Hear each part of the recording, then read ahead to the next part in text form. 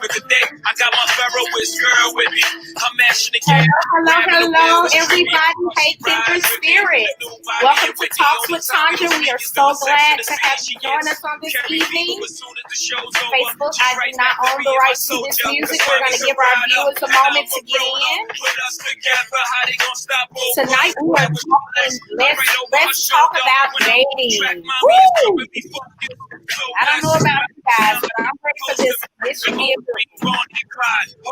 Don't forget to share, to like, invite a friend. We are talking about dating tonight on Let's Talk with Tanja. We have our special guest with us this evening, Jacqueline, Candace, and Jonathan from Birmingham, West Hall. The problem is, you do treat the one that you loving with the same respect that you treat the one that you loving. We're going to talk about this Bonnie and Clyde type situation. Bonnie and Clyde type love, ride or die. Hey, come on now. I ain't perfect. Nobody walking this earth services but girlfriend. Work with the kid. I keep you working at main birthday bag. Manolo blind. Nice topic is Let's Talk Dating. I see your generator, so we'll give people about 2 more minutes. I like to give people time to get in. We'll give them about 2 more minutes, and then we'll get started with our conversation on this evening. Don't let the necessary occur. Yep. All I need in this life is said, it's me and my girlfriend. Me and my girlfriend. Tell me right since the very beginning. It's me and my boyfriend. Don't forget to jump in, to go ahead and like and share. If you have any questions anytime during the live broadcast, please write those questions in the comments, and one of our panelists will answer that question.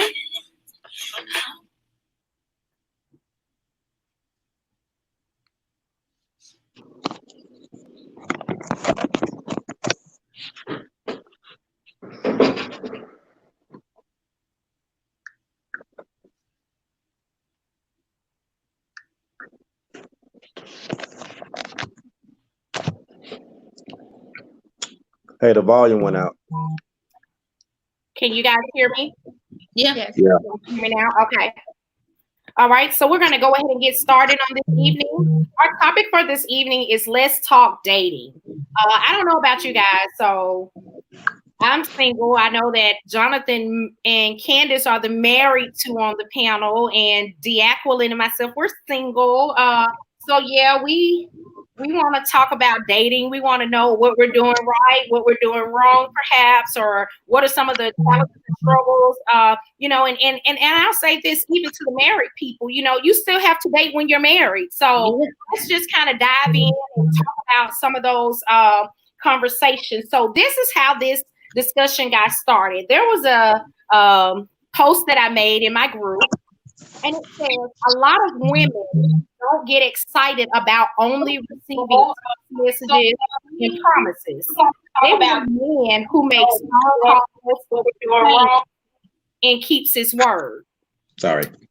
That really, really, really ruffled my feathers, because I'm like, oh my God, this ain't nothing but the truth, the whole truth, so help me God. I'm like, I'm a grown woman. I ain't got time to be texting with you all day, and especially the WUD and Hello Beautiful. Those two right there wear me completely out. I don't know about you. You feel the same way? Like, it's always, what you doing? Hello Beautiful. Like, you don't have any other conversation. What's really going on here? So in order to bring us some balance, I said, wait a minute.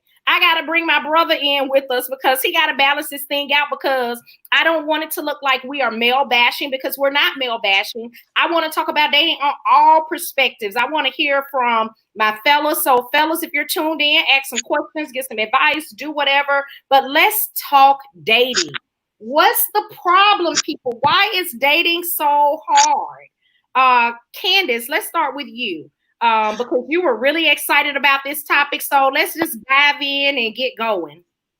Well, I think dating right now is hard because people have unreal expectations of the person that they're dating. They always want a 10 when they probably are only 3s themselves. And so to me, I feel like your expectations are so high for them, but then you ain't bringing nothing to the table. So right that to me, that's what to me, it's like that's the problem. Because I've talked to singles, and it's like the things that they're expecting from the other one, it's like you won't give it yourself. Like you say, oh, he gotta have this kind of money, he gotta drive this kind of car, live in this kind of environment. But you still living at home with your mom, you got bad credit, you ain't got a good job. So I mean, how could you expect him to come be a Captain Save him when you can't even be Wonder Woman on the side? Wow. So that's how I feel what's wrong with him right now. Wow. All right. So D, what do you think about this Let's Date series, or what are some struggles or challenges that you've seen aboard with dating? Well, you know, I deal with self-love a lot. And I remember years ago, I think it was Marie Osmond. She said, or maybe Oprah, one talk show, that we marry to the level of our esteem. But in order for you to get to the marriage part, you also date to the level of your esteem. So if you have low self-worth, low self-esteem, low self-love, low self-respect even, then pretty much most people that have that, they settle. And they really take what they can get as opposed to taking what they deserve or receiving what they really deserve. So that's a big problem that I'm seeing with a lot of people, not just even with adults, but even younger teenagers, you know, because I deal with teenagers as well, having the same issue. So the goal is, just like Candace was talking about, you know, you have to work on yourself, work on your self-esteem, work on your self-love, but also work on the credit score and having the home and having the things, so that when a person comes to the table, then you both have something that you can bring to the table, as opposed to one person getting to the table and feasting off of whatever the other person has.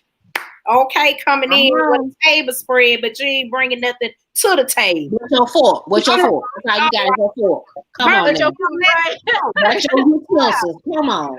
Birmingham, let's talk. Brother Jonathan, thank you for joining us on this evening. So let's hear it from a male's perspective. What do you think is the ups and downs, the downfalls, or what have you, whatnot with dating?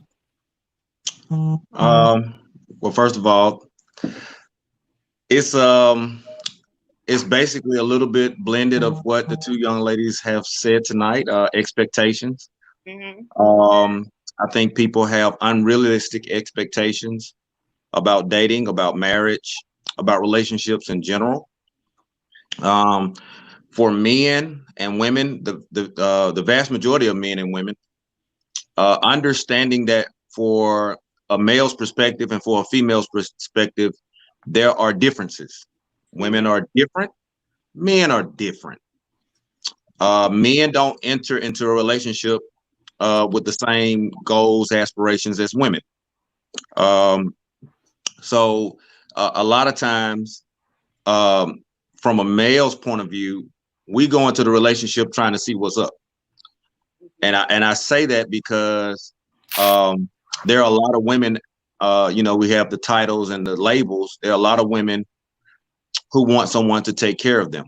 And so if you're looking for someone that kind of, you know, piggybacking on the bringing to the table, for a man, what are you going to bring to the table besides your pork? And that's because a lot of our relationship ideals, our philosophies, our ideologies about relationships, they all stem from the source of our first relationship, and that's home. And so your ideals about relationships typically find their genesis in what your relationship life was like at home. And so a lot of times women enter into those relationships based on what they saw from their father, if he's present. And if he's not present, that's where I think the downfall comes from, because now a lot of women have this made up ideology about relationships. And I say made up loosely as a stinging point, because if you didn't have a dad, where are you getting your example from? Okay. So you come into it with these high expectations or unrealistic expectations from the man, based on what you have seen on TV, based on what you've seen from your girlfriends, based on what you've seen from auntie, not from a first-hand primary source type experience. And so typically when men figure out what your goal or your aim is, you find out that they start, doing what they do. So, we have to deal with what are you coming into the relationship for? So whether it's dating or marriage, the genesis start is, what do you expect out of this person? Now I'm gonna jump in for you, Jonathan. I'm a person who came from a 2-parent household. Okay. So for me, expectations were different.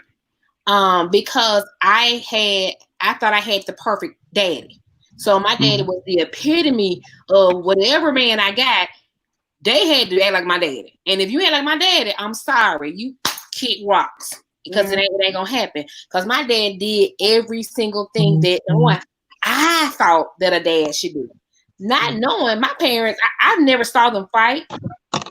Now, I know for a fact they had to, because it's just relationships or arguments, or what me and Corey call it, heated fellowship. So I know they had them, but I never saw that. So then the first time I got into one in a relationship, I was like, wait, hold up. What? Wait. We supposed to agree all the time. Like, that's not real. You coming into with 2 imperfect people, expecting it to be perfect when it's never going to be perfect. Only perfect for y'all. And you're right. Expectations, when we don't have them, that tears up a relationship big time. Because it almost tore mine up. Because I expected my husband to be a certain path or a certain way. Like, it was so funny, we just said this morning, the marriage I have in 2020 was the marriage I thought I was going to have in 2007. So from 2020 to 2020, I've had to endure waiting on the manifestation of the man that I thought I married, what I thought I said I do to in 2007. But that brings up another point, though, about marrying someone with potential, or dating someone with potential. Because sometimes we tend to look at what they have, and they may not have exactly what we want right now. And this still goes back to bringing it, what you're going to bring to the table. If I'm working towards what I'm going to bring to the table, and that person is working towards what they're going to bring to the table, then we can probably, give this thing a try. But you also it has to be mutual. Both parties have to be willing to work. And Candace is my sister, and I've seen them be willing to work on their marriage, but also that doesn't begin just in marriage. That begins really in the dating. Be willing to work on whatever it is that we go through. Now, I personally believe that a relationship, before it leads to marriage, has to go through certain cycles of life, meaning that you have to see that person get mad. You have to see that person get have some kind of challenge, or whatever that cycle is, or whatever that you experience in life. Once you have those experiences, then you'll know for sure if this is the person that you really want to spend the rest of your life with or not. Whether that means that you go through storms together and you weather the storms together, you'll know what they bring, even in that perspective. Yeah. Now, go ahead. Let me come back, because I think Candace hit the nail on the head, because when I said loosely, I want everybody to kind of understand what I mean by loosely, because I was speaking truth. That pendulum has 2 different ways, because it not only can build a relationship, but it can definitely burn one. Oh yeah. When we come into the relationship with unrealistic expectations, we try to change the person. And typically, I'm sorry, y'all can bash me later, but typically, typically the person who wants to change the other person is the woman. And changing the man is like an ideal, like a project or something. Like we become a project to you, and that can be a burden to a guy. Especially if he has insecurities, that could be a burden. And I do believe that's where you find a lot of the anger and anxiety from guys, because typically when a woman is constantly trying to change him, it sends a signal that you didn't like the person that you met. Right. That's good. And I think that's a dangerous place for any relationship to start. But definitely if you're looking at the potential, as the Aquilin said, if you're looking at potential, You have to trust God in the potential Yeah. and not try to help God out with that potential. I'm just speaking what I'm speaking. That's right there. Big facts right there. You know, you know, that was a good thing that you change people. And I think that's a problem in dating, is that once we, you know, first of all, we skip past the friendship part in dating. I think our world become so microwavable that we don't put stuff in the oven anymore. We don't let it bake. You know, we just kind of get into it, and then we want to just move fast. You know, we don't get to really learn a person and get to know a person, because just because you meet a person today doesn't mean that that person will be the same person 2 weeks from today. So I think that we overlook things because of what we want, when we want it, and how we want it. And so we try to make it, you know, we try to make it what we want it to be, but all along we really seeing what's in front of us, but we gonna do what we want to do anyway. So I think we have to really take the time out to become friends in the courtship. That's the word I'm looking for, the courtship. Because I think the courtship really comes before dating. I know it's supposed to be the same thing, but you know, back in the day, you know, the motherfuckers say you got the coat now, you got to, you know, get before you start just jumping the gun and jumping the broom even, you know, we got to put some time in that thing and let it marinate so that we can really get to know people. So one of the things that I was thinking about as we talk about this subject on dating is, you know, we have to get to know people's motives, because everybody does not date with the same intent. You know, people date for different reasons. So we have to ask ourselves the question about the person that we're deciding to date. Like, what are your motives? Are your motives pure?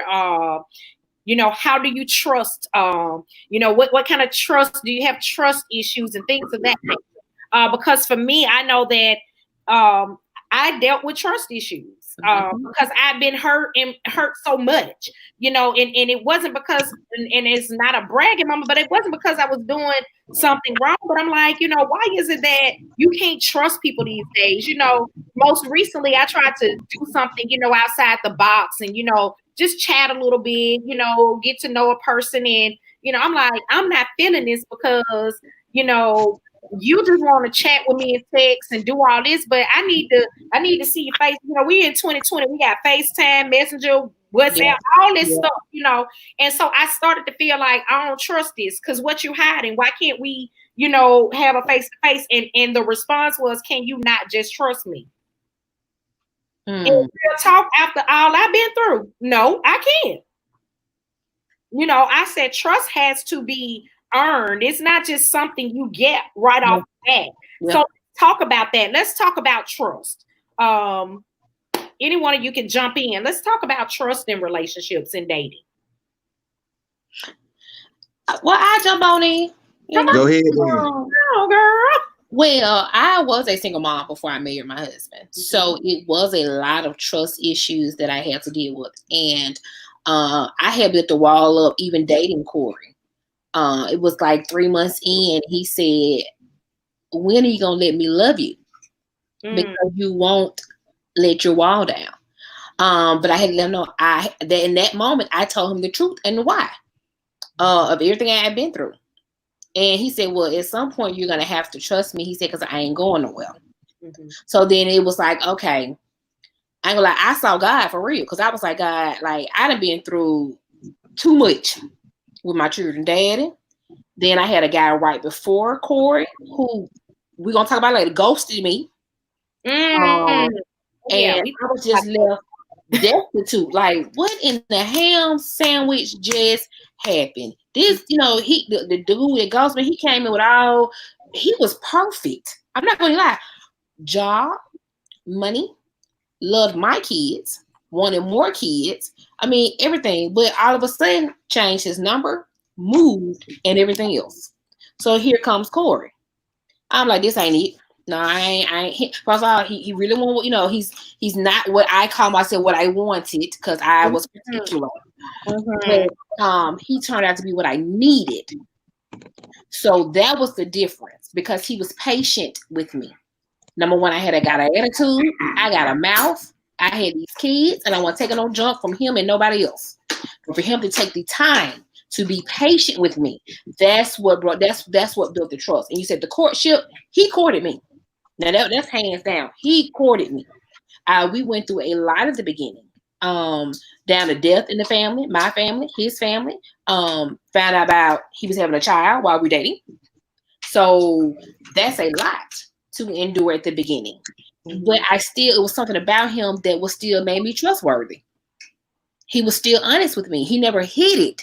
That's the thing I like about it. He never hid it. He was honest about every single thing. Even when he lost his job, like right when we got married. So it's like a lot of things. I like the fact that he's always been honest with me. I haven't found him to be a liar. And that's after 13, 14 years. He still ain't lied to me. Even his bad days, he gonna tell me the truth. It may hurt me, but at least I know for a fact he ain't gonna lie. That's good. So that's important. I think that's one of the most important things in getting to know someone is to be honest. You know, it's gonna go either one way. It's gonna make you or it's gonna break you. But I'd rather know the hard truth than for you to give me a fake lie. Like I got time for that. Ain't nobody got time for that. Yeah. You can keep them lies to yourself. And give me the choice. Give me the choice to say yay or nay. Correct. Boom. Give me a choice. Boom. Give me a choice. I love that part. Jonathan? I think too. No, they ain't gonna do me like that. Go ahead, Delacqua. I think too that a part of trust issues is exactly what she talked about. Previous relationships that failed, previous relationships that hurt you, previous relationships that did not live up to your expectations or whatever that is. And so now you have a scar, inner scar that needs to be healed. Yeah. And so we look at another person, and the second that they do something that reminds us of what that person did before them, we tend to hold that the new person in contempt and say, okay, well, now that I see the signs from you, either I'm going to run or I just don't trust you at all going forward or whatever the situation is. And it makes it challenging. It makes it, I'm just going to say, complicated to be in a relationship when you do have those trust issues. Boom, boom, boom. Boom, boom, boom, boom, boom. May I interject real quick? Because I think this now discussion is moving in a direction that's helpful. So for our viewers, may I ask you to tag one friend or someone that needs to hear this truth. And let's liberate someone tonight. Amen. That's struggling in this area. So I'm looking and I can't see y'all because this comment is super long, but I like it. Sorry. I put it up because I knew you could address that. Okay, so let me address that and I'll come back to the truth. Can I do that? Yeah, absolutely. All right. Do you agree or disagree that individuals who are in a dating situation need to state up front what he or she wants? For example, do you want sex or looking for a wife or husband? Absolutely. Wow. You can take it down and because they got it for 10 seconds. Okay. Check this out. Really, what most people don't do going into the relationship is be truthful. Yep. For men, we call it the game. It's the game. It's the way we were taught. For most men, I'm just gonna be honest. It's cool to be a pimp. It's cool to be a player, and so it's cool to have how many you can have. It is what it is. That's even for men in the church too, right? That's for everybody. I don't care what it is. For everybody. For everybody. I just want. That's for everybody. Come on. That's women too. Some women are pimps too. So I don't just say it's just a man thing. Women like to be No. I'm not. I don't gender specific, but I'm just saying this is how men grew up. Okay. Most women are not taught to be that way in a house, in a home. And if it is a different one. But men, we get trophies, right? By how many we can have. We get accolades by how many we can lay down. And so it becomes a game of hunting. It becomes a game of praying. And until we find that one, that's all we trying to do. Now, the problem with that is, what are you coming into it for? Because we don't know your motives either. Mm-hmm. And men have this notion because, you know, it's in the music, is in the home. Hey, women lie, right? So it's hard for him to accept your truth, even if you're living in it.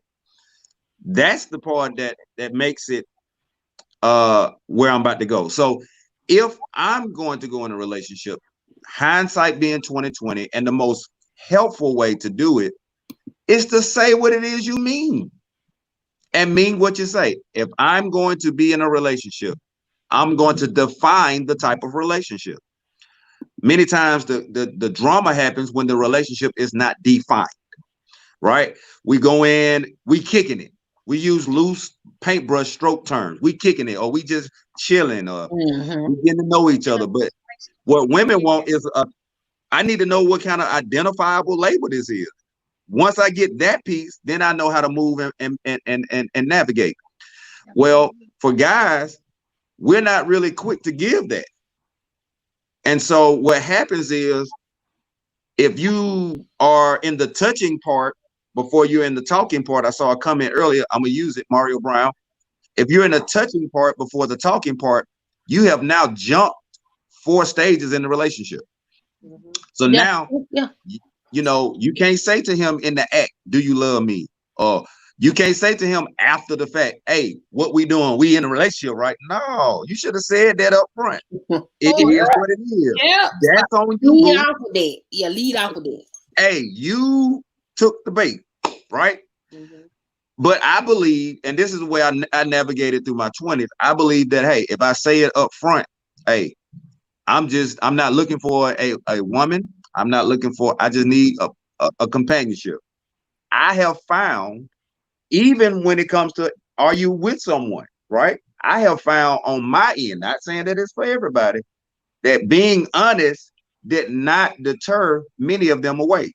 Either you like me or you don't. I gave you the choice to fool with me. I gave you the choice to involve yourself with me, knowing what was on the other side of the fence. And sometimes that hurts, but you like him, you see potential, so you roll with it.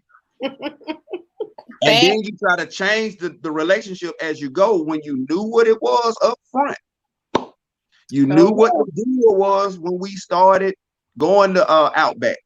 You knew that I was involved, or you knew I wasn't trying to get involved like that. But you, and I say you, because women like to move the relationship, because they're, again, security is one of the things women desire. Stability is a thing that women desire. So I want to jump in on that part in our defense now, because sometimes, you know, you gotta let's keep it real now. You know, brothers, y'all crafty, and y'all know what to say, how to say it, and what to say to get us to be in our feelings and emotions like that. And you guys make false promises. This is my thing. Don't make false promises and give me false hope if you ain't gonna come through.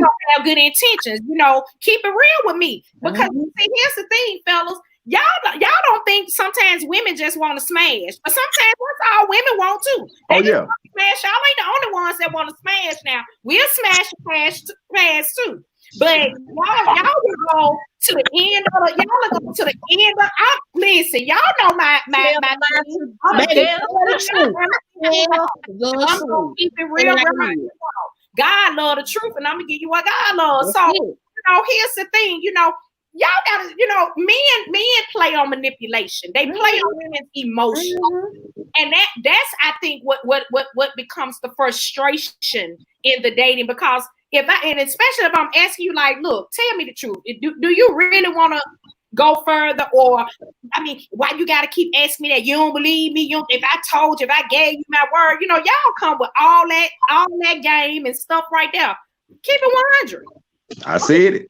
Believe it or not, we will walk away. We'll let it go. It might hurt, but we'll walk away. Yeah, nobody had time for that. Yeah, I'd rather be heartbroken over the truth than heartbroken over false promises. And then once it gets to the end of it, you know, it's empty.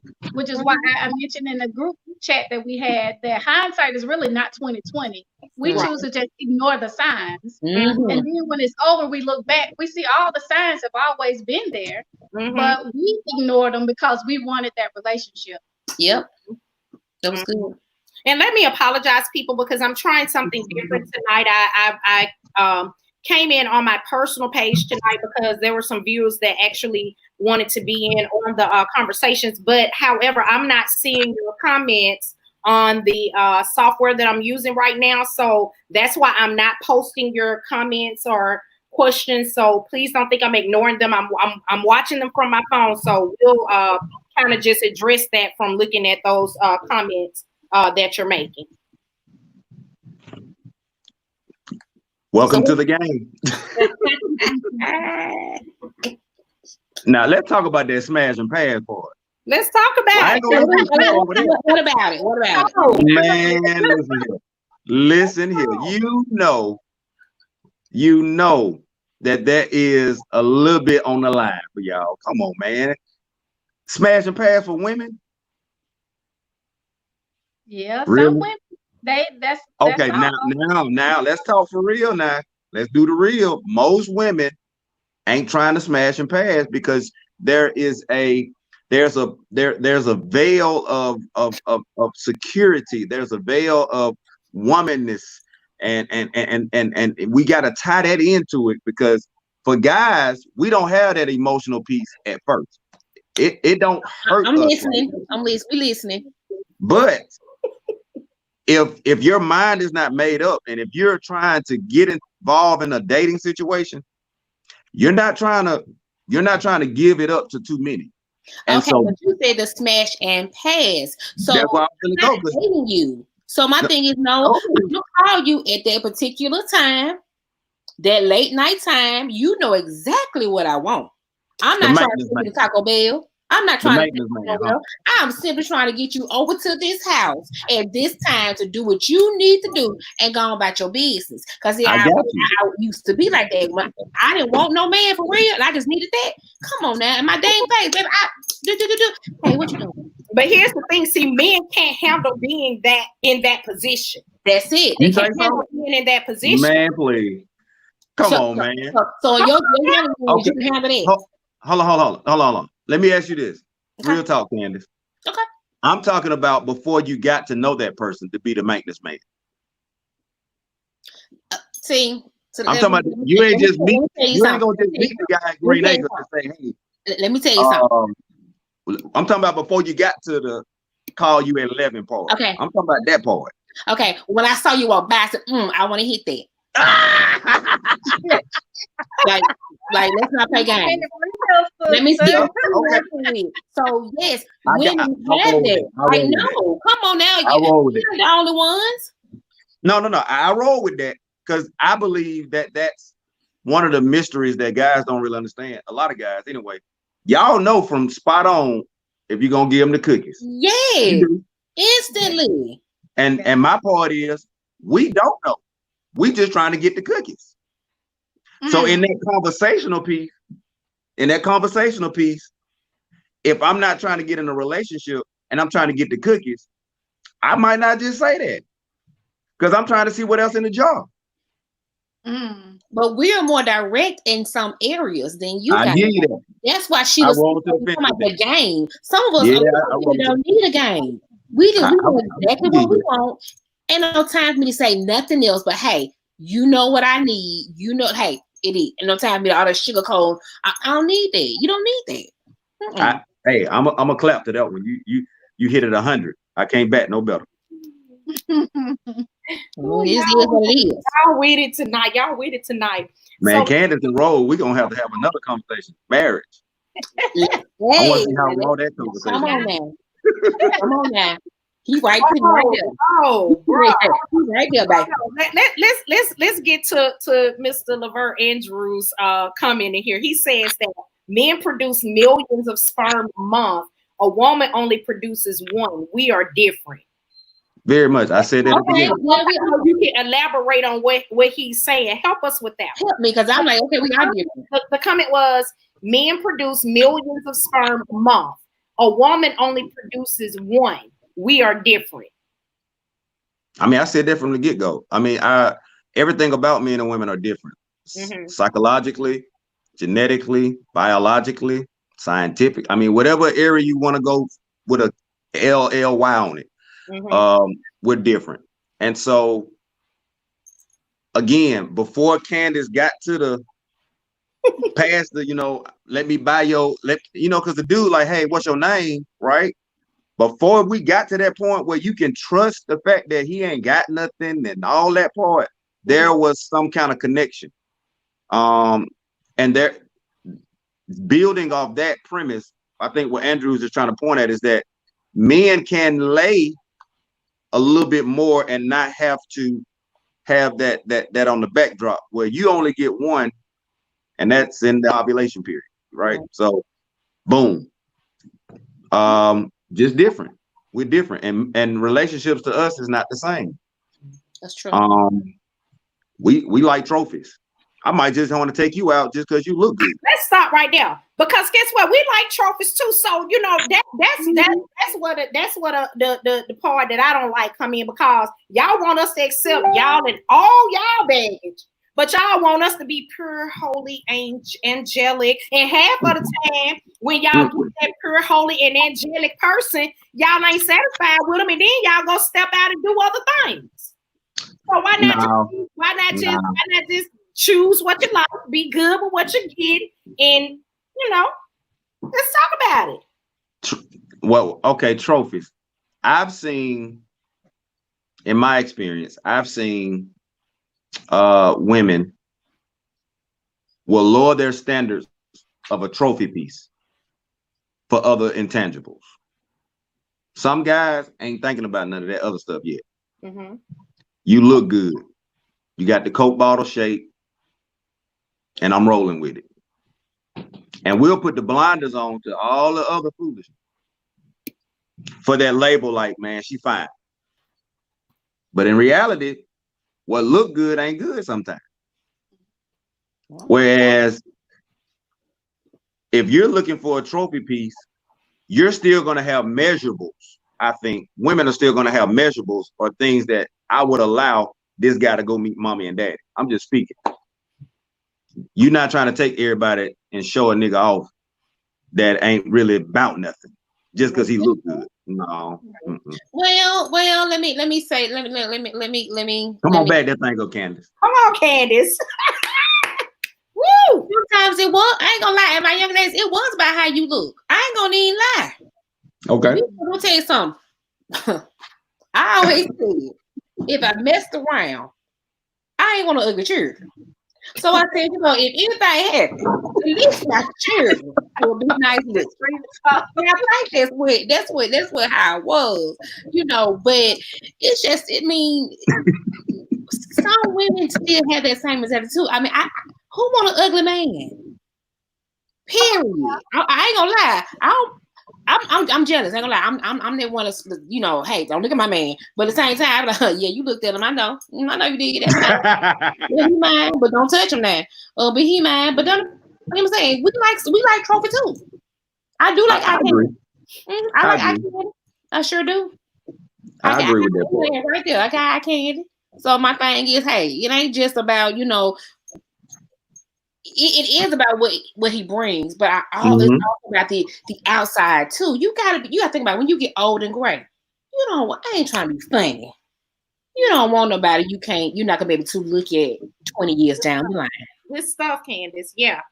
You have to look at all of them. I want to be sure my and that's the part I'm saying. In about 50 years, you're still attracted to me. Okay, so let's flip it on the other side for the men though, because I was actually watching a movie. I love African movies. I'm a huge Nollywood fan. And I was watching this movie where this man was not attracted to his wife anymore simply because she had gained weight and she had babies. So you're talking about getting older, and I know this is probably moving a little bit from the dating, but getting older with someone and then your body changes. So that attraction, or maybe they get sick, maybe there's something that happens that they physically change. So the love has to last through that. You know what I mean? Like it can't be something so shallow because this man really, in the movie, he cheated on his wife because, and he kept saying, you're fat, you're ugly, you need to, eat so that you can lose weight. Now he just degraded her so bad. But that's what happens in relationships and even in marriages. Sometimes things happen, life happens, situations happen where a person may not be as attractive as they were when you first got together. But it goes back to expectations and being real when you first meet somebody in dating. I mean, all of that needs to be a factor when you're talking about dating somebody. Number one, like we said, are we dating just to casually hook up? Are we dating for marriage? And when we're dating for marriage, those are real talks that you have to have, because you don't get married and say I'm going to get divorced next month. I really don't think nobody goes into marriage, so I'm going to divorce you next month. So it's like you got to have hard conversations in the beginning, so that when those hard situations come in the end, you're able to sustain yourself through the marriage, because it takes a lot to stay married to somebody, because you're going to wake up one day and say, you know what, I can't do this no more. But it's got to be something about y'all from the beginning that say, no, I can make it another day. Man, I so don't dating know is about not, you got to decide what you're dating for. I don't know about that one. There are some bad and boules out there, buddy. They'll quit, and I've had to counsel some that in that month it was done, sticky done. Are they coming in the relationship saying I want out from the beginning? See, and before we get to that part, hold on, because you do make an argument, and I'm not going to say I disagree with it. What I'm saying is, because people have this superficial idea of marriage, that when it doesn't look like what they had in their mind shows up, they ready to bounce. Yeah, that's why I say. So I go back to those expectations. You got to have real ones. But see, that's what I'm saying. Those don't always present themselves, because sometimes you have to mature into them. I give you that. You got what I'm saying? So I'm saying within that month, nobody wants to be divorced in a month. But what I'm saying is, because we didn't do proper diligence in dating, we didn't have necessary conversations, we didn't talk about what our marriage will look like. A lot of people go into it based on how my marriage was, what I saw marriage was, and then this guy, he saw what marriage looked like from a couple of folks, and so you come into that thinking that that's what your marriage looked like. Yep, and that's true. And boom, it don't take but two bad arguments, and some people ready to throw the deuces. Or from my experience, it was arranged to be a failure from jump. You just trying to save face and try to get out of the whole, I had a baby before marriage type deal. So that's what I'm talking about. That part, it can happen. Okay, I feel you. I get you when you brought at that point. I feel you. I can see that. Yeah, I mean, shoot, I probably married about 30 days, cuz. And I think too, another part of that with the whole getting married and then having those false expectations, I don't know if this is necessarily an expectation, but they'll go into marriage in love, quote unquote, in love. And then once that in love flattens out, I'm no longer in love. So now I want a divorce, as opposed to, having someone who really loves you. And I think that that's what you learn in the courtship process that LaTondra was talking about, is somebody that really loves me. And it's not about being in love and what I can do to satisfy you or require that love from you. It's just really love me. Can you love me when I'm unlovable? Yes, absolutely. I think that's the question. Yeah. Can you love me when I'm unlovable? Because if we get married in love and then I become unlovable, then you're ready to get divorced. Like I have fallen out of love at one point with my husband. It took us work to get back to that place, and it was a mutual thing. It wasn't just me saying it. No, we had come to it. We was like, hey, I don't know about this right now, because I don't like you. You don't like me. What we doing here? But we had to go back. For us, we went back to our vows. It didn't say that vow does not say I gotta stay in love. It say for better or for worse, for sickness, for health, for richer or for poor. Did it say if I love you or you don't love me? That ain't what I said. That is not the Bible I took. Can you remember the why? The Yes. why is what should keep Yes. solid. Yes. And I remember our purpose, because we had a purpose to be married. We had an assignment for our marriage. So we had to overlook our emotions, because your emotions can tear your marriage up. Because we can stay so high in our emotions that we don't care about nobody else's feelings. So let's stop right there. Let's talk about that. Let's talk about the emotional process in dating. Because for me, that's something that I found myself having to work on with myself in 2020. That emotional side of me, because sometimes I can be like this. I can be an emotional roller coaster. When I'm up, I'm up. When we up, we up. And when we down, I'm looking at you and twisting like, wait a minute, hold up, what done changed here? But I also think that comes in with communication too, because you can't be in a relationship, a partnership, a marriage with anybody that you cannot effectively communicate with. So for me, I'm a heavy communicator, and when we're not communicating, that's when my emotions start to kick in on like super high drive, because I start to question myself. I start to question the person that I'm dating. I start to, have doubts, like, well, is what you're saying to me really true? Is it really real? Or is this just something that we're doing? And again, that goes back to me saying, well, I'd rather take the hard truth. If you done got tired and it ain't working out, or if you feel like, I don't know, I enjoy this part of you, but I don't enjoy that part of you, like, talk to me, because that's what has, in my opinion, and with me, that gets me on this seesaw, this emotional roller coaster, like, so I'm learning how to control my emotions and to process a little bit more, to not just jump off the roller coaster because it got stuck. Get a mechanical people time to get the roller coaster back going, and then move from there. So let's talk emotions. I think the word that we haven't talked about so far in this conversation is commitment.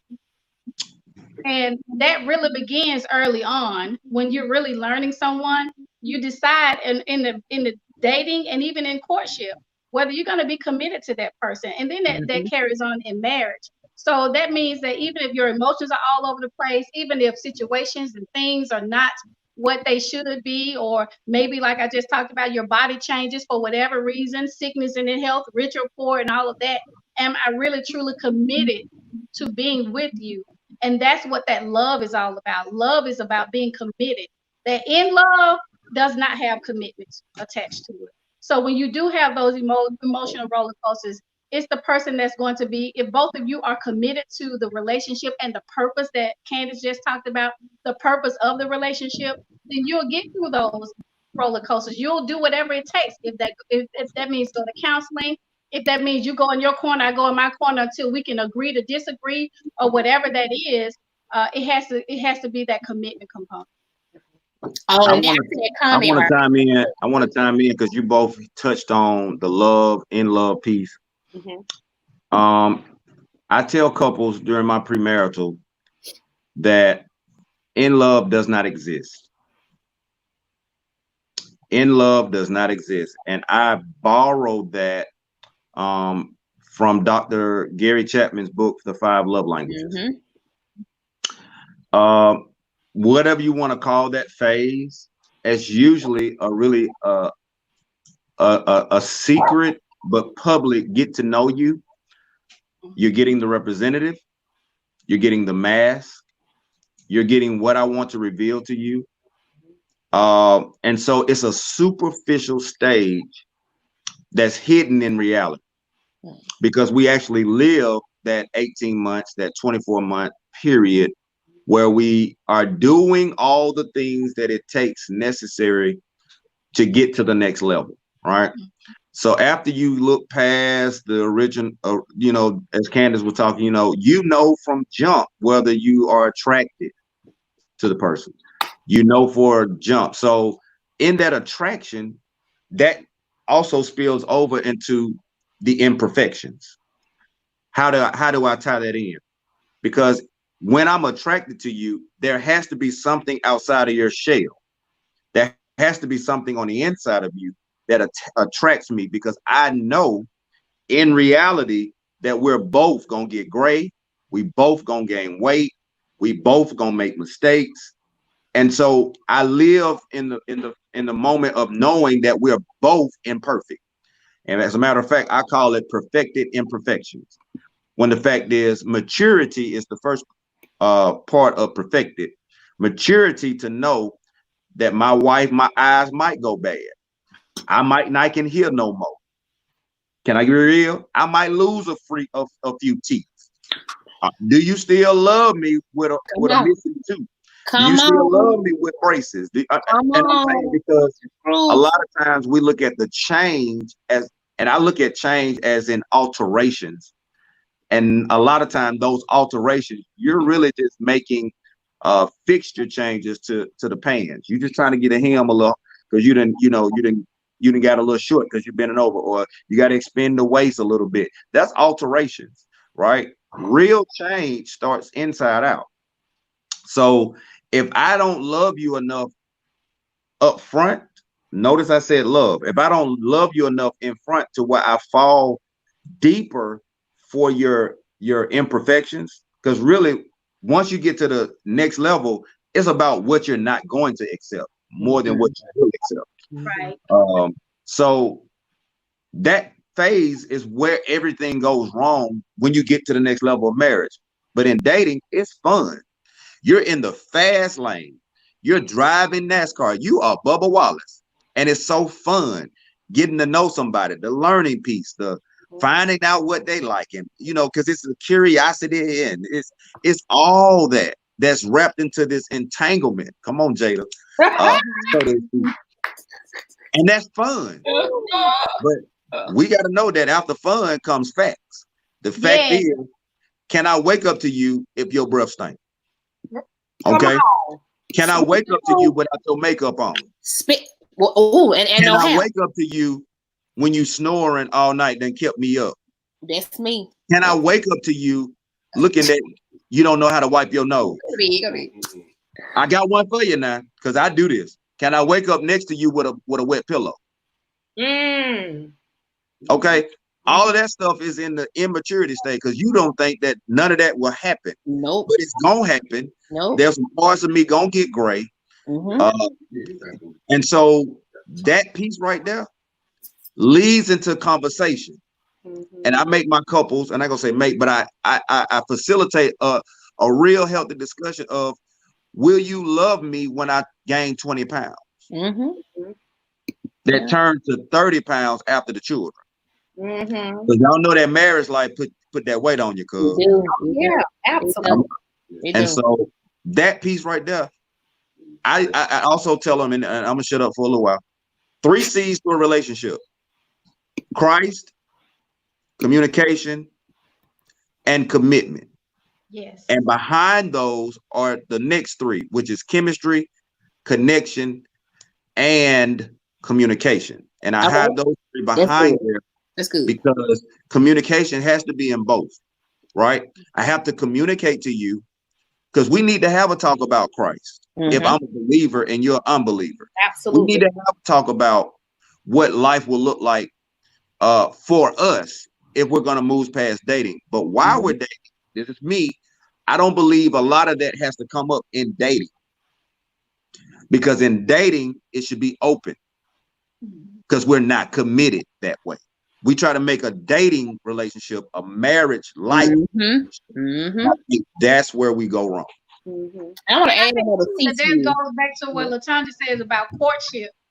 Dating and courtship are 2 different things. Dating is fun. Courtship is we're leading to marriage. Something else. And that's when you have to start peeling back those layers that we put on, those facades that we put on, peeling back those layers and really getting to know someone when you're at the courtship part. And John, I want to add another C to that: competency. Because you got to be competent enough to understand the seeds that are on you. You got to understand it. You got to be competent and know who Christ is. You got to be competent and know what communication is. You need to be competent in knowing what commitment and chemistry is. So you got to have the brain to even encompass all that we're going to talk about. Because it's some people will, and I've dated some, it's like, you clueless. It's like you can't, you don't even understand what I just said to you. So we're not even compatible because you're not even competent to embrace what I'm even trying to tell you. So when you said it, because we do it at church, that's part of, we have 4 C's at church. So when you said that, that's like, you got to be competent in a relationship. That's good. That's good. That's why I use the word perfected imperfections, that maturity part. Somebody, you're right. They got to have the capacity to communicate. And I think that's another part. Like, we talk at and not to. That's true. Yeah. That's true. Yep. And to have to, as Diaquin said, them layers get to start peeling back. You got to have some candid and tough conversation. Yeah. And I just don't know if that falls into dating, because there's some things I don't want to tell you, and I'm not, to be honest with you. So I might end up telling you something that I don't really or should not tell you in the dating part of an entanglement.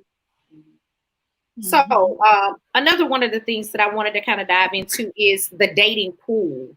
I think the dating pool has just dwindled down and away.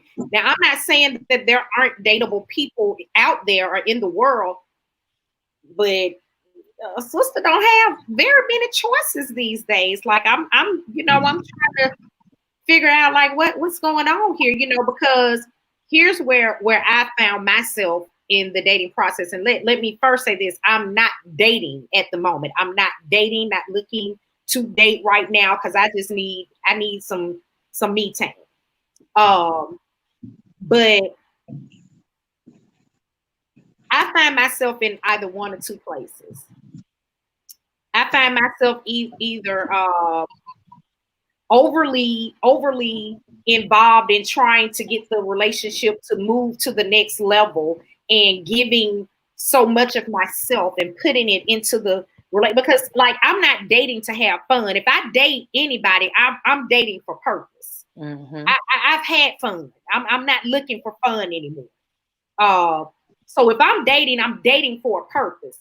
But then there's this other side where I'm stuck in the friend zone. Great guys, guys that I would say to my girlfriends, like, he a great catch, or I would think like, oh, he's a great catch. Well, why he not interested in me on that level? Why, I'm being put in the friend zone. So let's talk about that part. Like, how do you handle that because it seems like all the great catches I end up in the friend zone, and the other ones I end up pulling out a piece of my hair every other day.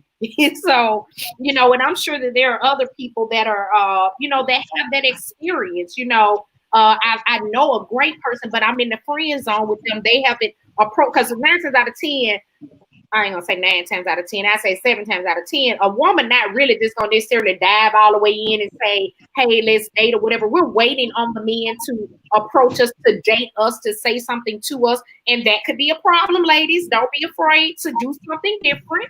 What they say, what's the word I'm looking for? Yeah, I know the saying, shoot the shot. Don't be afraid to shoot the shot. But, in reality, women want to feel like a woman wants to feel like a man wants her and desires her and wants to date her. So, how do we handle this friend zone? Like, how do we handle that? I'm a piggyback. I saw Andrew say honesty. I think that's where you have. Well, first of all, let me talk about the dating pool, because before we get to the friend zone, let's talk about the dating pool. Mm-hmm. Can I say something right quick? Because Bert just hit a very important point. He said, tell him, because men aren't mind readers. And I really had that problem. I felt like I was gonna say that. You're supposed to know what I want. You're supposed to know if I'm looking a certain kind of way, you're supposed to know something wrong with me. But guess what? I had to grow into the reality to know, like, closed mouths don't get fed. If you don't ask the questions, you won't know the answers. So ladies, we have to stop making the assumptions that men know what's going on with us, because they just don't think, they're not wired that way. They're not wired to have the same emotional, emotional stuff that we go through. So we have to learn how to, openly communicate as well, women. It's not only the man's responsibility to communicate, although we want them to communicate more, but we have to communicate the things that we're dealing with or struggling with that they don't know. And if we don't tell them, they probably won't know. And one thing too, when we tell them one thing and we change, they still stuck on A and we on D. So we don't tell them we switch from A to D, they'll never know. So they'll think, like, for my husband example, I when I was dating him, it was certain things that I liked. 13 years later, I don't like them things. But what happened was, we was in the biggest argument because I said, "You're supposed to know." He said, "How's I know you changed that? How's I supposed to know that? Because you ain't never tell me." What's And your name? if you don't communicate properly, they'll never know. They will never know. And we look foolish. We're the ones that look foolish, expecting them to know when we change something. They ain't no mind. They ain't mind. Think about this. I said unrealistic expectations. I just said knowing how to communicate, talk to, and not at. Here's why men and women are different. Because you all are thinkers. We're not thinkers like that. So a lot of stuff is, we are in the assumption zone. And we have to meet expectations based on what's in your mind, but never came out your mouth. How do you ever match up to what's in your mind that never came out your mouth? And so, we're not psychics at all. And too many relationships, I've seen it, too many relationships that I've even experienced it, are not assertive enough. You don't say what you really are trying to say. You say what you think you're trying to say. And you think that what you said is what you really meant. I gotta figure out which one was it. One joke that my dad used to tell me, and it's a long time ago, but I think sometimes it stands true, is once you solve a problem, you become the problem. Yeah, I think another part of. Go ahead. Because we trying to fix it, as we fix it. Yeah, y'all. So you say I like Polynesian, you know what I'm saying, with your honey mustard, and I forget the honey mustard, I'm in jail. That's it. You know what I'm saying? Mentally, you supposed to know I like honey mustard. Part of that communication to me is confidence, because a lot of people don't communicate because they think, if I say this, he's gonna be upset or he's not gonna like me or whatever. And so you got to have confidence that whatever I say, you're going to love me or not love me, and I will be okay either way. So you have to have confidence. That's another C, I guess we can add to the conversation, is having that confidence. I'm still into. And then having a tone, because sometimes our tone, the way we say things to men, they'll be like, "Baby, go ahead on with all that. I this all I hear, want. So when you constantly want, they tune us out. Yes, so we have to learn how to talk to them in the appropriate way, because we can't be saying want, and I mean he want back at you. He done snapped on me. No, you come with him in love and kindness. He got to come with you in love and kindness, and then he can hear you. Because one thing to hear, and one thing to just it go through one ear out the other. Yeah. So we gotta learn how to. Our tone with a man has to be a loving one, even if it's something that even if it's a correction, it's still a way to say something. It's still a way to talk to him. It's still a way to do it in love, because the Bible says, "In love and kindness have I drawn thee." So at the end of the day, it's got to be about the way we treat somebody else, because you don't want him talking to you like that, because we're gonna be the first ones to snap back. And then exactly. How you talking to me like that? Well, you talk to me like that. Well, you said it. I'm gonna go and address it, because not only with tone, can I go and be real tonight? I want to be real. Can I go and lay it down? Go ahead. Lay it down. Don't take me back. Don't take me back. Don't take me back. Can I get to the facial expression? Yep. So not so much, again, communication, to talk to and not at. Yeah. Because a lot of times your nonverbal speaks more volumes than your verbal. It does. Yeah. It does. And so because you guys, women, are more emotionally in tune with your emotions, and a lot of times they motivate to move and to talk more or less than us. Not saying that we are not emotional, but what I'm saying is you guys are a little bit more in tune with the emotional side. You speak out of feelings.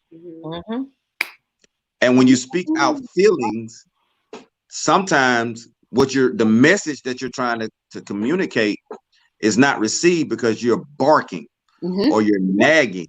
Yep. But reality is, if you want hubby to take out the trash, tell him how well he did when he took it out 5 times ago. Y'all like affirmation. Y'all like to be. But y'all do too. No, people like affirmation. People like it. But I'm saying in a relationship, a lot of men like the affirmation from the person that they want it from.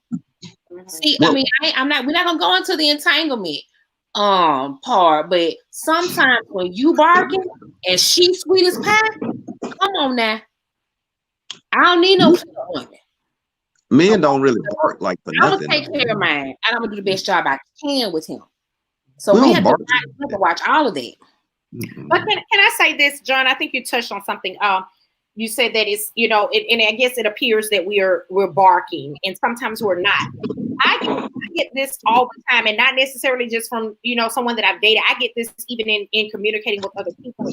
I'm very passionate, and when I get passionate, my whole demeanor changes because I'm trying to get my point across, and I really want you to understand. And it's not that I'm getting my point across, trying to get my point across to the effect that I'm telling you off. It's like, I need you to understand. I need you to feel me right now because I'm pouring my heart out to you. I'm giving you my all. I'm giving you everything that's in me. And sometimes people read into that the wrong way and they say, well, your attitude just, no. Don't confuse my attitude with my passion, because being passionate about something is different from having an attitude about it, And but I'm gonna say this, Tanya, sometimes they can't differentiate between our barks.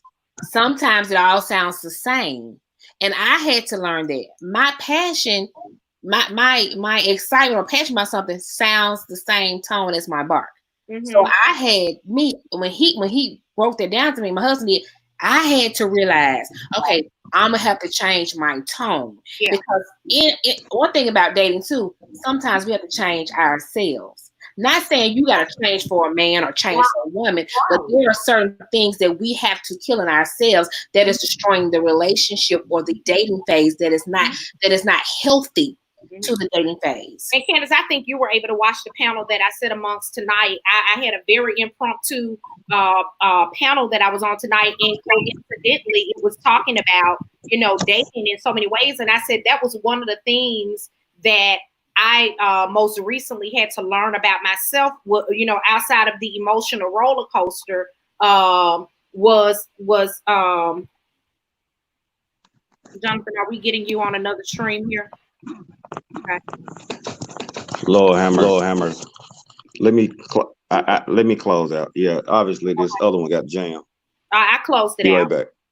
Okay, but yeah, and I think that's so important that when you leave a relationship, or if the relationship doesn't quite go the way that you wish for it to go, I think it's very important for us to dissect ourselves as well. It's so easy, when you're pointing a finger. I'm pointing my finger right now, but I got 3 more fingers that's pointing back at me. So I really, I really had to learn to sit down and deal with myself and say, okay, well, Tanja, you gotta respect how the other person might have felt or how they feel, about certain situations. Again, like, just like he just said, about you just said about the passionate and the attitude thing. Maybe they just, maybe they can't see that it's my passion. So how does Tanja change that? How do I learn to say, okay, just sit back, relax, don't say anything, let them talk, because I used to be a big interrupter. Like, no. Let me do that. And one of the reasons is because, I had radiation, so I can't remember sometimes. So I have to get it out at that moment. But then there's other times that I'm doing it because I'm saying, no, you ain't right. You need to hear what I'm saying.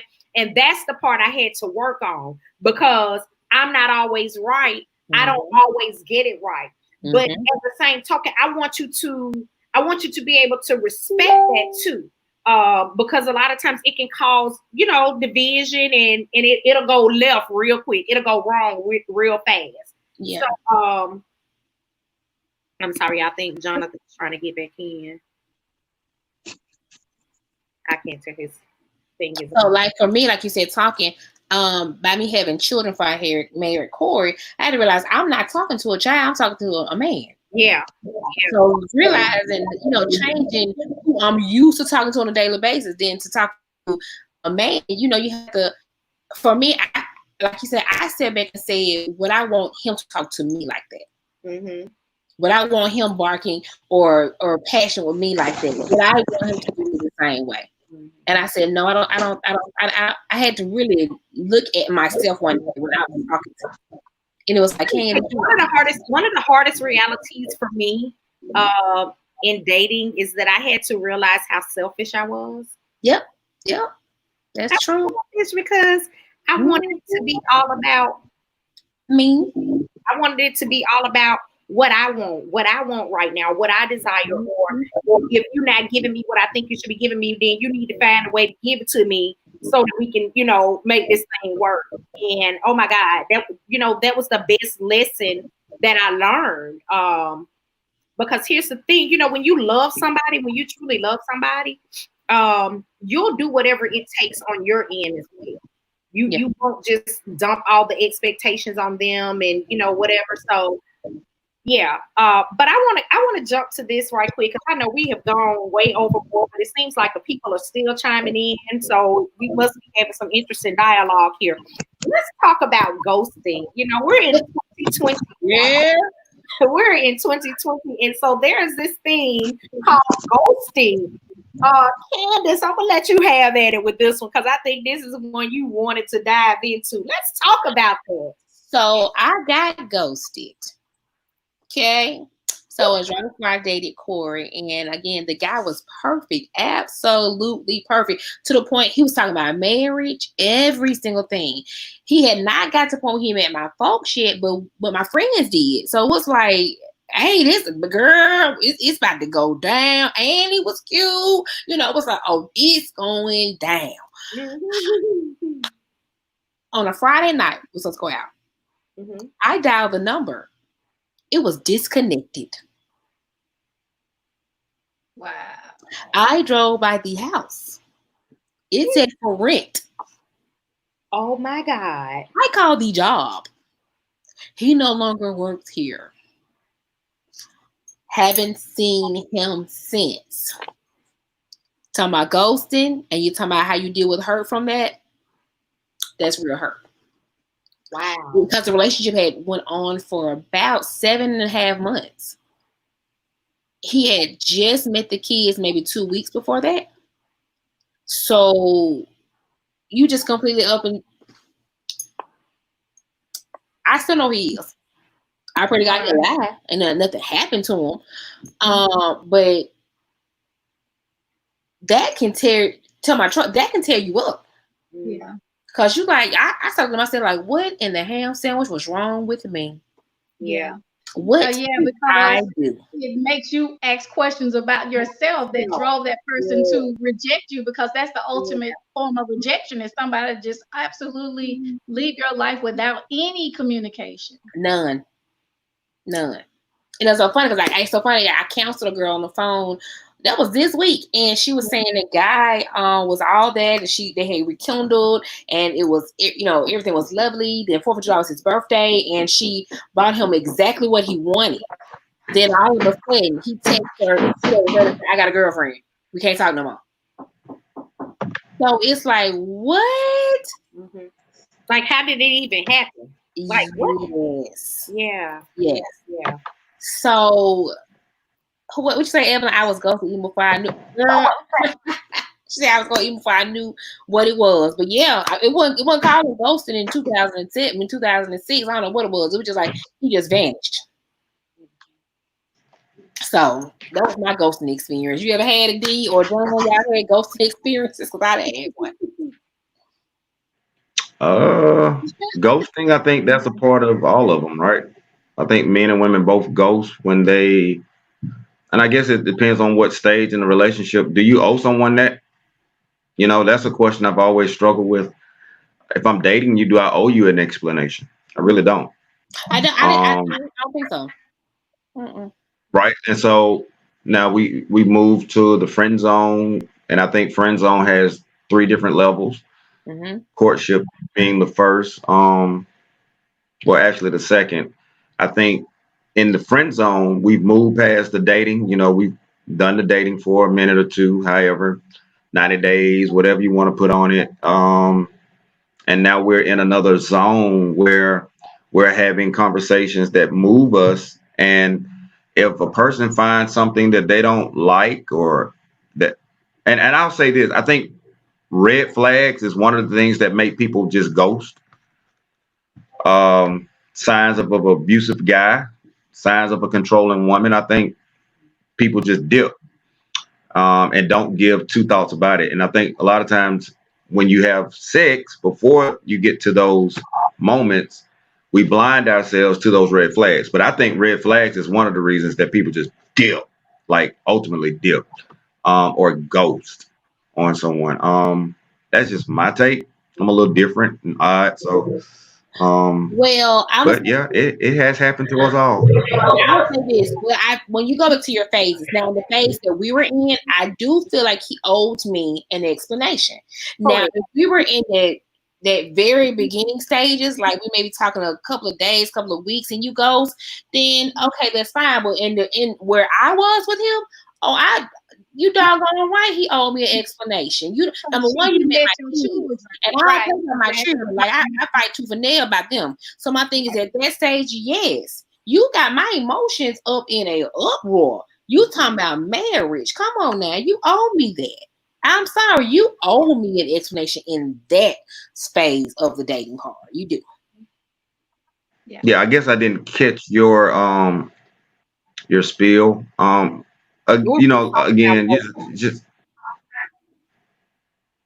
say it again. We were just discussing ghosting while dating. Have you ever been ghosted, and what did it feel like? So you're hitting head on with what we're discussing. Yeah, I mean, like, to me, if the relationship is not clearly defined up front, you can't change the chemistry of the relationship as you go, unless we have communicated those changes. I'm sorry.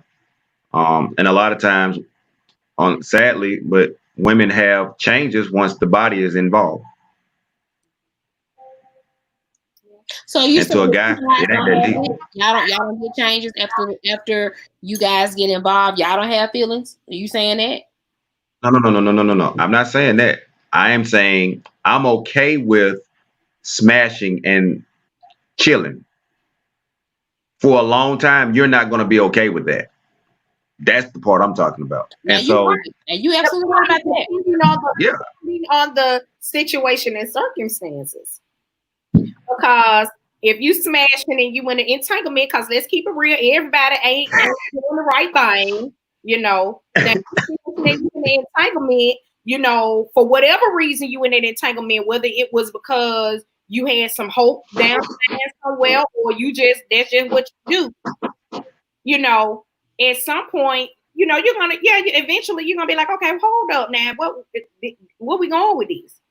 You know, and then when you're not in an entanglement, yeah, people want to know what's next. Like, how long you gonna tag me along? You know, it's like when you take a brand new puppy out to go to the potty.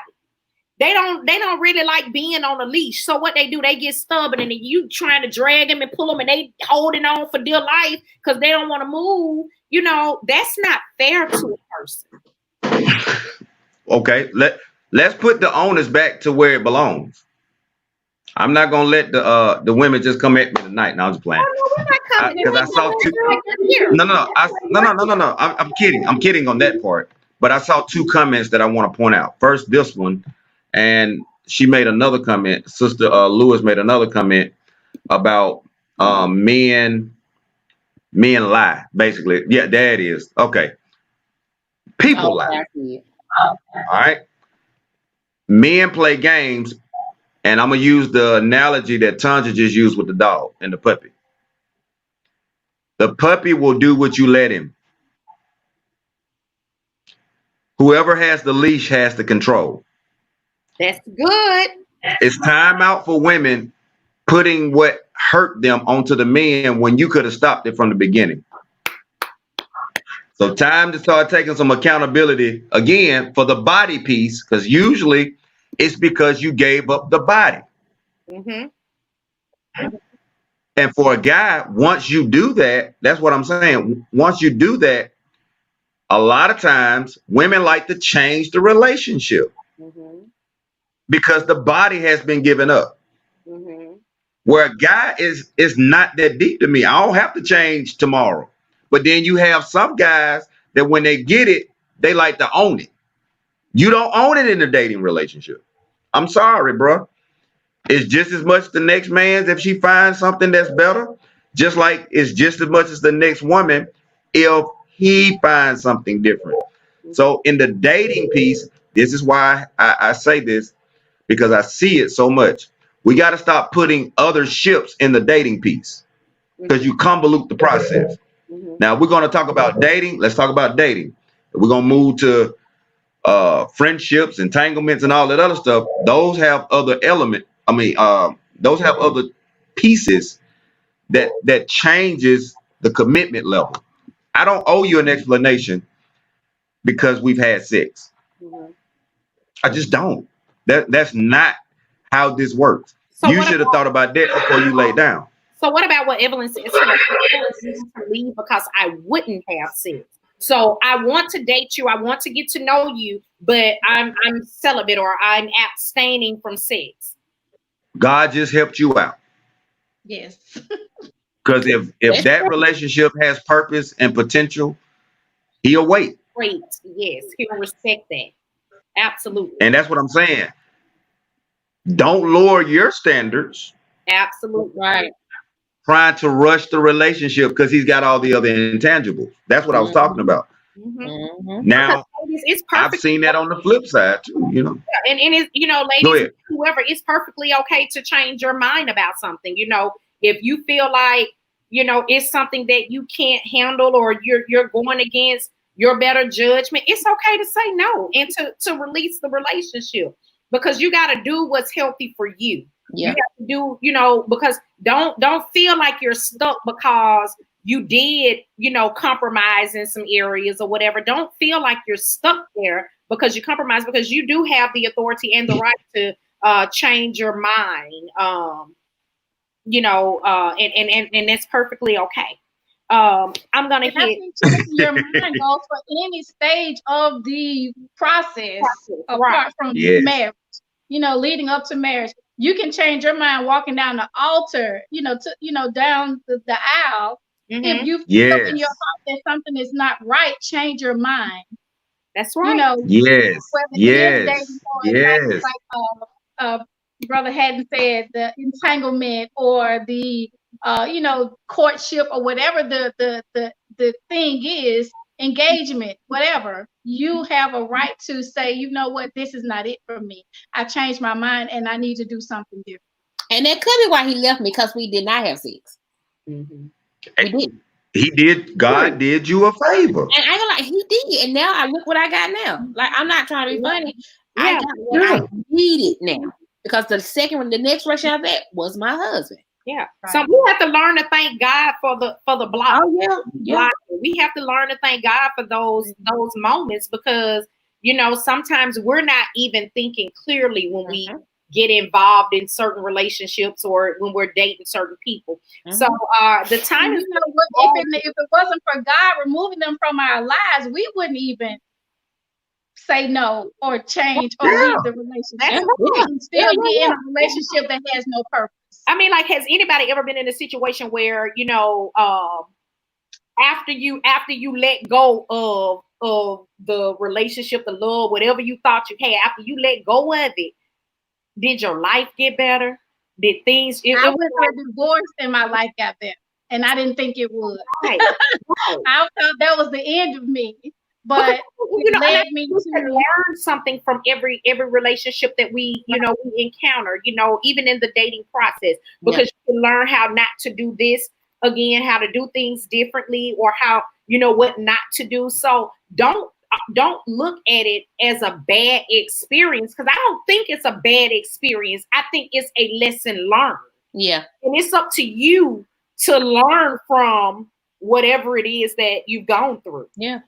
You don't have to, it doesn't mean you have to hold grudges, that you got to be angry, you got to be bitter and mad and broken and all that stuff. Take that to make you a better you. Right. Take that to make you a better you. I'm gonna wrap up with this one.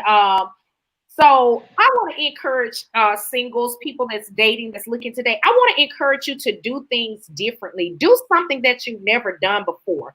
We're not in the same era that we were in 15 years ago. There is so much opportunity out here to date. I mean, let your friends set you up on a blind date. Your friends know you. They know what you like. They might know somebody and they might think it's a good idea. You never know. Date outside your race. Who says that you have to date someone in your race? Date outside your race. Look, jump online. Now, I know I've heard some horror stories about online dating, but I also have friends that have met on dating sites that are now married and they have great relationships. So do something different. Don't let the woes of dating deter you from wanting to date again. Yes, I think we all need moments. I think we all need space sometimes to figure things out, to figure out what we really want, because sometimes we go into stuff thinking we want one thing and it's something else that we desire, But I want to encourage everybody to try something different, even long distance relationships, start dating folks out of town who, I know we're in a pandemic, but guess what? Date somebody out of town. I know a friend that,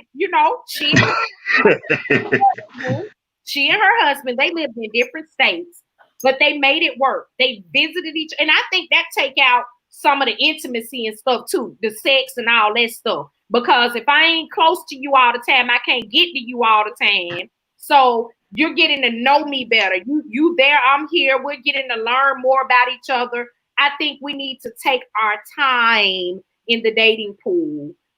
So do something different. That'll be different. Because guess what? I think this is the problem. We keep doing the same thing that we always done, and we getting the same thing that we always had. And that's insanity. Doing the same thing, doing a different thing, kind of expecting a different result, baby. That's insanity. That we've always done and getting the same results that we've always got, because we are afraid to just venture out, to be free spirits, to do something different. So don't get discouraged, because there's somebody for everybody. So they say there's somebody for everybody. Your everybody just might not be in Birmingham, Alabama if you watch it from Birmingham. They may be somewhere else. John, don't start, John. Just like don't. Because John, just yeah, John, what you got to say? Yeah, y'all know it. I ain't date nobody in Birmingham no more. I don't care what they say. That Nah, for real though. If I had to say something, I guess it would be to single women first. You got to understand the culture. Mm-hmm. The culture now really kind of is indicative of the dating pool. Mm-hmm. It's 2020. It's a man's market. Why is it a man's market? Because men now know that there's a small pool of good brothers who are taking care of business. We have a lot of boys in our culture, and real men know what they want and they won't settle, whereas a woman will. So understand that it's a man's market and that guys have option outside the race. That's why we are seeing it so much more now, because we're willing to take that step outside of the black race and try it. Number two, because we are in this man's market, you can no longer come with the body. Men not looking for body no more. They're looking for sustenance. Mhm. And if you could move past, you know, the nails and the makeup and get in tune to who you are, what you bring and your value, I think that intangible transforms anything you can do outside the girdles and all that other stuff. That don't mean nothing to guys in this market and this culture. What we're looking for is someone with head. What we're looking for is someone with heart. And I know it goes both ways, but I'm just telling you from, you know, just I've been removed 10 years from the dating, but just I got a few friends that are, and they ain't trying to get married. Just not. You got to be okay with having your standards, having your to-do nots, having your non-negotiables. You got to be okay with waiting that out and not settling for anything that's on your non-negotiable list. Amen. You got to be able to come up with your list and say, I can deal with this, but these I can't deal with, and you got to stick to it. Tamika just, And I think that makes it up. Tamika just made a post, and I promise we're gonna get off after this one, but this one is a good one because we're living in a world now where this has become the new norm. It's become normal to some people. She says no to open relationships. Here is what I don't understand about that part. Like, because you have some people that will pursue you because they say they want to have more with you, but then they'll ask you to, you know, be in an open relationship. Like, if I'm not enough for you, I'm selfish when it comes down there. I don't want to share you with nobody. You know, that's just me. I ain't into that shit. What's mine is mine. It belongs to me. You know, but I'm not against people that if that's what you want to do, that's your business. I don't have anything to do with that. But don't, you know, now if you say you love me and you want to be with me and you want to date me, you know, but and then you bring that option up to me and I'm not with it, then it will make me question, did you really, you know, what were your desires with me really if you gotta, you know, bring somebody else into what we got going on? Are we talking dating or are we talking in the latter stages of the dating? Dating. I mean, there's some people that openly date, you know, they'll say, hey, I'm in a relationship, but we're looking for someone else to join us in the relationship. I'm like, that sounds like some Will, Jada, and August type stuff. That's what you see on Lifetime. So I don't know what to say about that because here's my thing about open relationships, and I think I disagree with no to open relationships in dating. Mm-hmm. For this very reason, you're dating. Mm-hmm. Okay, and I should be able to choose you, and you should be able to choose me. Matter of fact, I want you to choose me, and I want to be able to choose you. I think a lot of times we put a level of commitment on a dating relationship that shouldn't be. Right. I think we both should be able to date while we're dating. Mm-hmm. And I should be able to communicate that assertively to you, mm-hmm. and likewise. And if it moves to the next level, then I need to have an honest conversation with you and say, hey, I'm ready to move to the next level. Mm-hmm. If you're not ready to move to the next level, now I can go and you can continue to have your open relationship. Mm-hmm. No strings attached, no feelings are hurt. We ain't got no drama. But if I'm ready to move to the next level, you say you're ready to move to the next level, but you're really not, we're going to have drama because now our expectations are not unilateral. Mm-hmm. And so I just think that in the dating, I think women make the biggest mistake by shutting things down too soon. Mm-hmm. I'm just being honest. Mm-hmm. Yeah. So let's for the sake of the people that's watching, let's define the stages. What's the first stage? The first stage would be what? To me, dating will be the first stage. The first stage of dating is the getting to know. Getting to know. So that would be what, the friendship, or is that just getting to know? That's getting to know because you have to have a relationship in friendship. Okay, and then the I'm next gonna get. I was gonna put time frames to it. Okay, Okay, so take notes, everybody. Time frame. all right, so dating again, 3 stages. The getting to know Mhm. is the first 90 days to a year. Okay, you can date someone for that long in a getting to know, because even at 6 months, you still don't know them. You only know what they tell you. Mhm. After that period, up to a year, usually it's typically about 6 months, things start to change with the chemistry. But at a year, that is moved past a dating relationship. Period. Now, whether you want to admit it, bro, you're not in a dating relationship. Okay. And it's time to have another conversation. Do we move to courtship? Mhm. Okay. So now we're at courtship. We're courting, as the old folks say, courting. That's when dates are, dates are a little bit on the expected side. Our expectations of this relationship has shifted. Mhm. We're now in a more committed relationship in the courtship.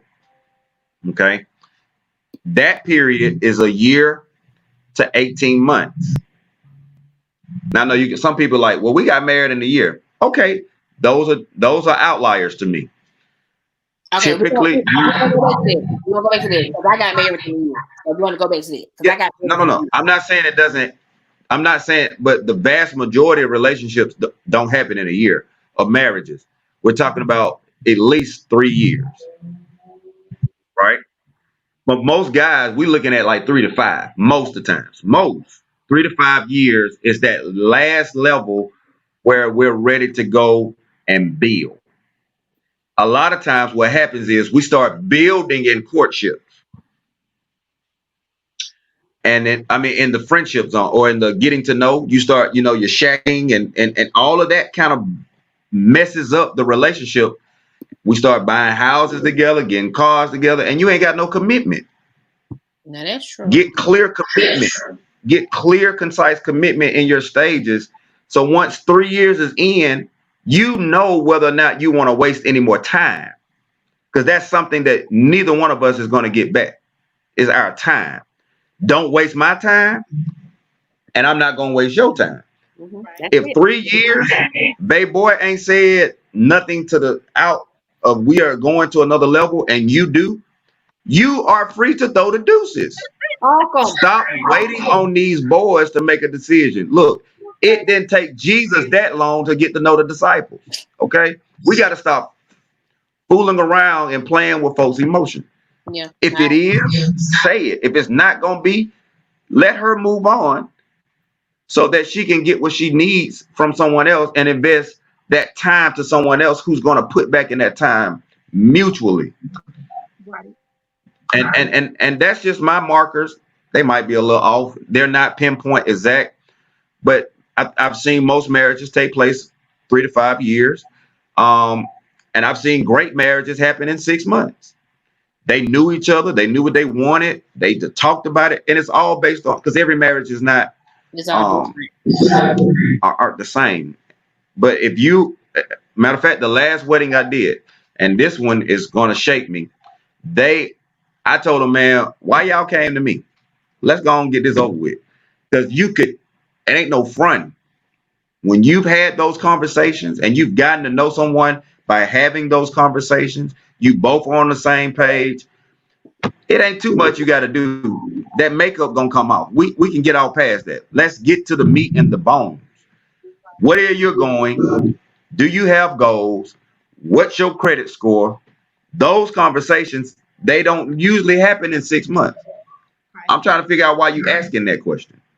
Mhm. And I get it. Like I said, most people don't say, but for guys, we're not even looking at it like that. And that's the difference. So I expect most women to have a different opinion.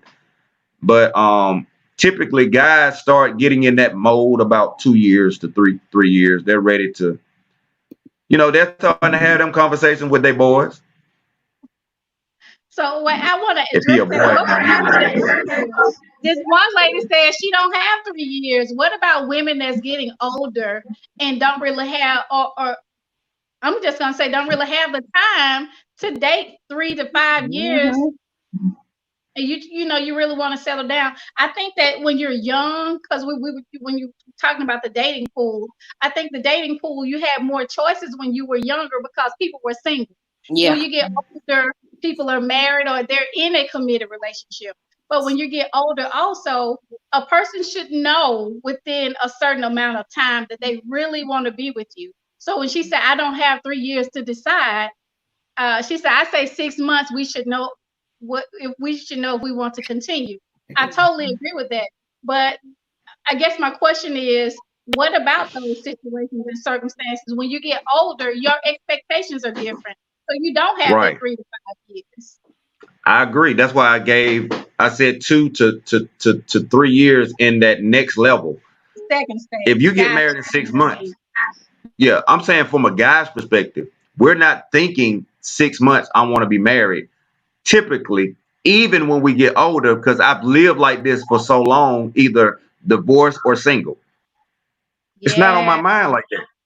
You follow me? So yes, for women, here's the problem. You have an unrealistic expectation sometimes about you have all these timelines based on I got to do this by 30. I got to do this. No, you do it when God say you do. I agree. Absolutely. Yep. Absolutely. And go ahead. That's it. No. And it's not to say that she's wrong. What I'm saying is from a male's perspective, in 6 months, I'm not trying to have that conversation with you for real. So now your dating pool shrinks. But don't sell yourself short either, you know? Keep your options on the table and tell it. But at the end of the day, as she was saying, you have to communicate. Hey, baby, I'm 38. I ain't trying to be with you until I'm 40. What you trying to do? Right. Just I'm trying to have some cheering. Right. I'm trying to have some cheering and you tripping. Peace. Right. You know? So all right. So you guys listen. I think tonight's show was awesome. It was phenomenal. Thank you, D'Aquilin. Thank you, Jonathan with Birmingham Let's Talk. And thank you, Candace, for joining us on tonight. Thank you to our kindred spirits in the community. You guys have been awesome. You gave some great feedback, asked some great questions. I hope and pray that something was said to you on this evening that will challenge you in your dating area, whether that be to challenge you to look deep within yourself to see if you're the problem in dating, to challenge you to see, are you making the same choices while dating, or what can you do differently? Step outside of your box, do something different, go and find something exciting to do. Even in this pandemic, you know, I've been seeing people date virtually and they get dressed up and they have their little wine, you know, be creative, spontaneous, you know, have some fun. Don't allow yourself to not find the possible love of your life because of 1 hurt, 2 hurt, heck, 3 or 4 hurts. Keep trying. You know, my dad used to tell me all the time when I was trying to learn to ride a bicycle, he said, try and try again, you'll succeed. I think he should have been telling me that about marriage because I'm trying and trying and trying again until I succeed at it. But I'm not giving up because I do believe that there is someone out there that's for me. There's someone out there that's for you. So don't give up on love. Learn yourself, make changes within yourself, and get outside the box. Okay. So I hope you guys would continue to share this out because we know that some people might have missed it for whatever reason, but share, like, join us for our show next Thursday. I'm telling you, man, my guests they just getting as old folks say, they getting gooder and gooder. These conversations are hitting hard. And you know, with Talks with Tanja, Kindred Spirits, y'all know how we do it in here. We gonna keep it real, we gonna keep it relevant, and we gonna keep it raw. And we still love God. I love you all, and there's nothing you can do about it. So you guys have a good night. Don't forget to share, subscribe to my YouTube channel, And also subscribe to my group, Talks with Tanja. Good night. Thank you for joining us.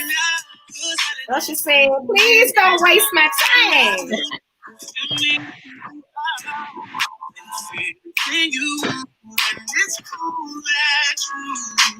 You got a motive, and I think I like it.